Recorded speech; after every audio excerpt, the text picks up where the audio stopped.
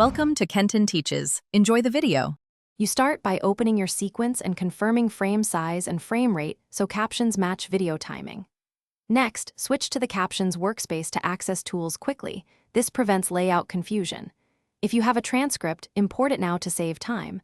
Otherwise, plan your start/stop times roughly. Once done, create a new Captions track via File New Captions and choose the correct format, C608, C708, or Open Captions, so export compatibility is set. You add subtitle blocks with the Captions panel or Essential Graphics.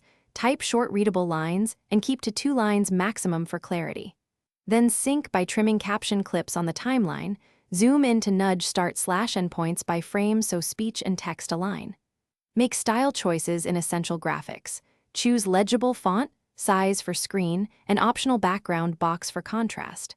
Once satisfied, ripple edits preserve timing, so make incremental adjustments and review playback. You finish by exporting captions appropriately.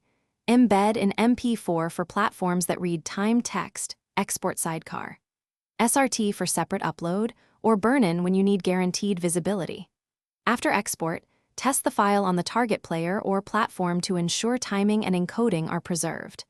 If captions drift or disappear, check project frame rate and sequence settings, then retime captions. Alternatively, re-export using a different caption format. One quick fix is re-encode video with matching frame rate before embedding. Thanks for watching. Please subscribe if this video was helpful.